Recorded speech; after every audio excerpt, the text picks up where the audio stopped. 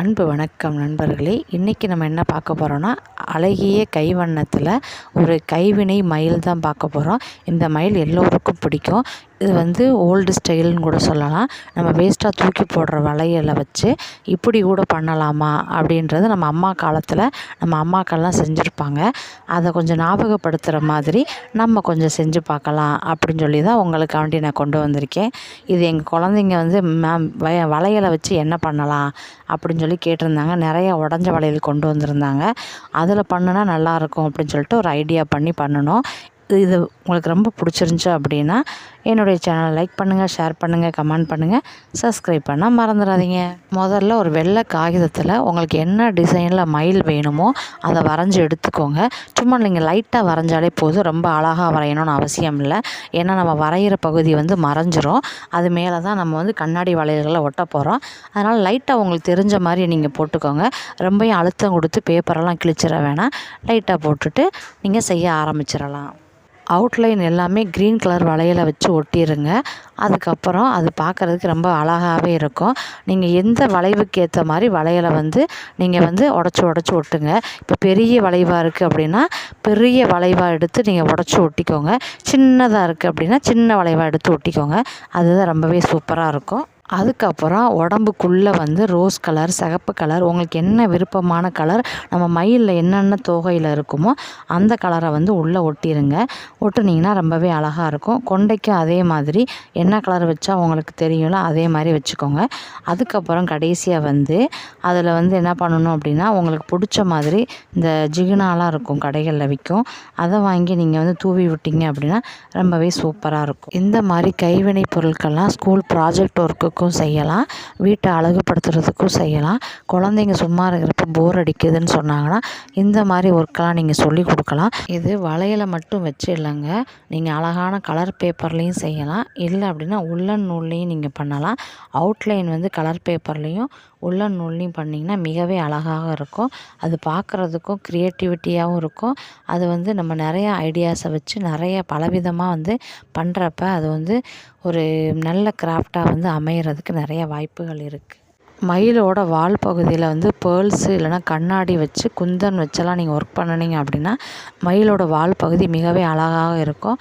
பார்ப்பதற்கும் அசல் ஒரு மயில் இருக்கிற மாதிரியே நம்மளுக்கு தோன்றும். இந்த மாதிரி ஐடியாஸை வச்சு நீங்கள் பண்ணிக்கலாம். ஐஸ்கிரீம் ஸ்டிக்கை வச்சு கூட இந்த மாதிரி மயிலை அழகாக நம்ம பண்ணிக்கலாம். அடுத்து எதில் பண்ணலான்னா, காகிதத்தில் 3D அலங்காரம் மயில் பண்ணிங்கன்னா ரொம்பவே அற்புதமாக இருக்கும். மயில் கிளிட்டர் ஆர்ட் பண்ணினீங்க அப்படின்னா அதை ஃப்ரேம் போட்டும் வச்சுக்கலாம். இல்லை நீங்கள் வெறுமனாகவும் நீங்கள் செவத்தில் மாட்டிக்கலாம். ரொம்பவே அழகாகவும் இருக்கும், பார்க்குறதுக்கும் நீட்டாகவும் இருக்கும். இந்த மாதிரிலாம் அவங்க குட்டி குழந்தைங்களுக்கு சொல்லிக் கொடுங்க, ஈஸியாகவே கற்றுக்குருவாங்க. இந்த மாதிரி மயில் கோலங்களில் உங்கள் வாசல்லாம் நீங்கள் போட்டிங்க அப்படின்னா ரொம்பவே அழகாகவும் இருக்கும், பார்க்குறதுக்கும் வித்தியாசமாக இருக்கும். பரவாயில்லையே, இவங்க வீட்டில் வேறு மாதிரி போட்டிருக்காங்க வாசலில் கோலம் அப்படின்னு சொல்லிட்டு உங்கள் வாசல்லையே போகிறவங்க வரவங்களாம் பார்த்துக்கிட்டே போவாங்க. இந்த மாதிரி நீங்கள் செஞ்சுக்கலாம். உங்கள் வீட்டில் ஃபெஸ்டிவல் வருது, ஏதாவது கல்யாணம் வருது, ஏதாவது ஒரு விசேஷம் வருது அப்படின்னா இந்த மாதிரி மயில் கோலங்கள்லாம் போட்டிங்கன்னா ரொம்பவே அழகாகவும் இருக்கும், யூனிக்காகவும் இருக்கும், பார்க்குறதுக்கும் அழகாக இருக்கும். ஒரு மயிலே நம்மக்கிட்ட நிற்கிற மாதிரி இருக்கும். மயிலை வச்சு பல விதங்களில் நம்ம வரையலாங்க. ப்ளவுஸில் ஆரி ஒர்க்கு போடலாம், ஸ்டோன் ஒர்க் போடலாம், எம்ப்ராய்டரி ஒர்க்கு போடலாம், குந்தன் ஒர்க்கு போடலாம், பேர்ல்ஸ் ஒர்க்கு போடலாம், கண்ணாடி ஒர்க்கு போடலாம், பாசி ஒர்க்கு போடலாம், ஏகப்பட்ட ஒர்க்கு பண்ணலாங்க. கண்டிப்பாக ட்ரை பண்ணி பாருங்கள். ஒரு மயிலை வச்சு எவ்வளோ விதவிதமாக நம்ம போடுறோம் பார்த்தீங்களா, இதுதாங்க நம்ம க்ரியேட்டிவிட்டி. இந்த மாதிரி க்ரியேட்டிவிட்டி பண்ணுறப்ப தான் நம்மளோட மைண்ட் ரிலாக்ஸாகவும் இருக்கும், சுறுசுறுப்பாகவும் இருக்கும். நம்ம அடுத்தடுத்து என்ன செய்யலான்ற யோசனையும் நமக்கு வரும். கண்டிப்பாக இந்த மாதிரிலாம் ட்ரை பண்ணி பாருங்கள். இந்த மாதிரி மயிலெலாம் செஞ்சு உங்கள் கிட்ஸோட ட்ரெஸ்ஸுக்கு பேட்ச் ஒர்க் மாதிரி பண்ணினீங்க அப்படின்னா ரொம்பவே ஹைலைட்டாகவும் இருக்கும், பார்க்குறதுக்கும் ரொம்பவே அழகாக தெரியும். கிட்ஸும் அதை விரும்பி அந்த ட்ரெஸ்ஸை போட்டுக்கிருவாங்க. இந்த மாதிரி மயிலெல்லாம் வச்சு நீங்கள் பர்த்டே பார்ட்டிக்கெலாம் நீங்கள் தோரணமாக தொங்க விடலாம், இல்லை பர்த்டே கிஃப்டாக கொடுக்கலாம், இல்லை அப்படின்னா உங்களோட வால் ஹேங்கிங்க்கு மாட்டிக்கலாம். நிறையா விதங்களில் இந்த மயிலை நீங்கள் பயன்படுத்தலாம். நம்ம வீட்டில் பழைய சிடி கேசட்லாம் இருக்கும். அந்த சிடி கேசட்டில் வந்து நீங்கள் மயில் மாதிரி ரெடி பண்ணினீங்கன்னா ரொம்பவே சூப்பராகவும் இருக்கும். அதே மாதிரி அது அங்கங்கே வெயில் படுறப்ப நல்லா வந்து டால் அடிக்கும். அப்போ வந்து அது ஷைனிங் வந்து சூப்பராக இருக்கும். அதுலேயும் வந்து நீங்கள் வந்து ரெடி பண்ணலாம் மயில் மாதிரி. நம்ம வீட்டில் வந்து நம்ம வந்து ஹோட்டலுக்கெலாம் போகிறப்ப இந்த பிளாஸ்டிக் ஸ்பூன்லாம் கொடுப்பாங்க. அந்த ஸ்பூனை வச்சு நம்ம வந்து மயில் பண்ணலாம். ரொம்பவே அழகாகவும் இருக்கும், யுனிக்காகவும் இருக்கும். அந்த மாதிரி பிளாஸ்டிக் ஸ்பூனை வந்து நம்ம கீழே போட்டுறாம, இல்லை வந்து நம்ம எடுத்து சேர்த்து வைக்கிறப்ப அதை ஒரு ஆர்ட்டாவோ ஒரு கிராஃப்டாவோ ஏதாவது ஒன்று நம்ம பண்ணிக்கிட்டே இருக்கலாம்.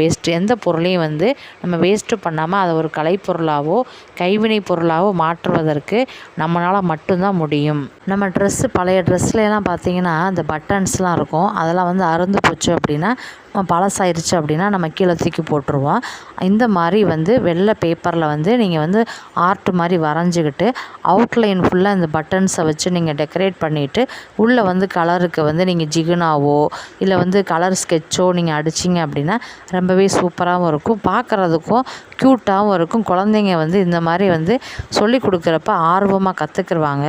அதே மாதிரி ஸ்கூல் ப்ராஜெக்ட் ஒர்க்கு ஏதாவது ஒன்று வரையணும், போர் அடிக்குது அப்படின்னாலும் இது எடுத்து அழகாக பண்ணுவாங்க.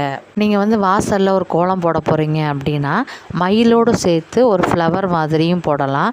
இல்லை மயிலோடு சேர்த்து தாமரை, மயிலோடு சேர்த்து ஏதாவது உங்களுக்கு பிடிச்ச மாதிரி ஃப்ளவரு, இந்த மாதிரி நம்ம சேர்த்து போடுறப்ப அந்த மயிலும் அழகாக இருக்கும், அந்த ஃப்ளவர்ஸும் அழகாக இருக்கும்.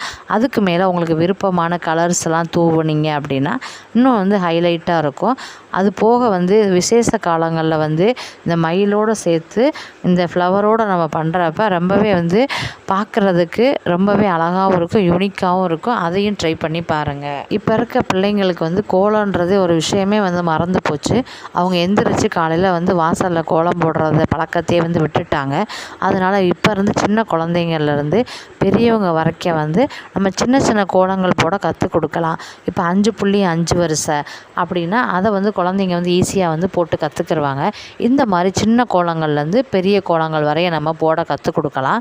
குழந்தைங்களுக்கு எடுத்தோடனே பெரிய கோலமாக நீங்கள் சொல்லி கொடுத்தீங்க அப்படின்னா இன்ட்ரெஸ்ட்டோட கற்றுக்க மாட்டாங்க.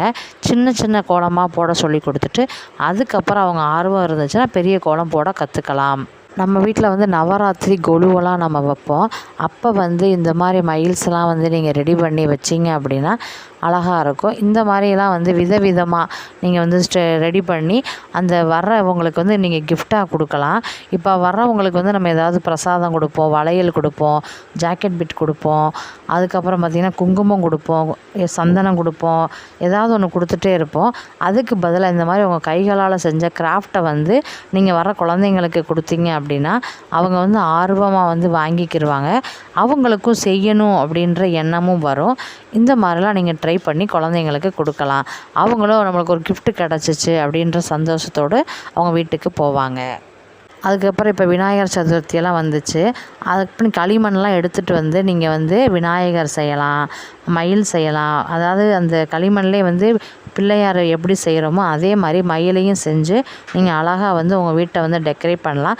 அதுக்கு தேவையான கலர்ஸ்லாம் அடிச்சிங்க அப்படின்னா அழகான ஒரு உங்கள் கையால் செஞ்ச களிமண் மயில் வந்து ரெடி ஆயிரும். இந்த மாதிரிலாம் நீங்கள் செய்கிறப்ப நம்மளுக்கு வந்து ஆர்ட் பண்ண ஒரு திருப்தியும் இருக்கும். களிமண்ணில் நம்ம ஒரு மயில் பண்ணணும் அப்படின்ற ஒரு சந்தோஷமும் கிடைக்கும்.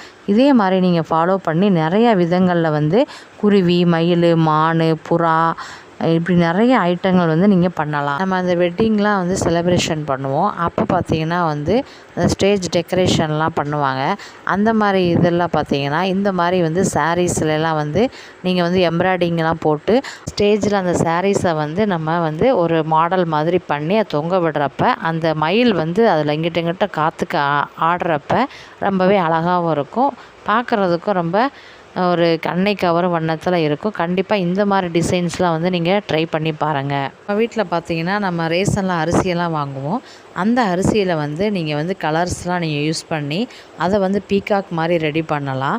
இல்லை அப்படின்னா நம்ம ஜிகினா தூள்கள்லாம் இருக்கும். இப்போ நானே போட்டுட்ருக்க அந்த தூள்களை வச்சு நீங்கள் வந்து அரிசியில் வந்து நல்லா வந்து குழப்பிட்டு பெஃபிக்காலை ஊற்றி நல்லா அந்த தூள்களையும் அதில் போட்டுட்டு நல்லா வந்து நல்லா கலந்து விட்டுட்டு அந்த வளையல்கள்லாம் எடுத்து நீங்கள் வைக்கிறப்ப இன்னும் கொஞ்சம் ஷைனிங்காகவும் இருக்கும், பார்க்குறதுக்கும் வந்து ரொம்பவே சூப்பராக இருக்கும். இந்த மாதிரி நீங்கள் ட்ரை பண்ணி பார்க்கலாம்.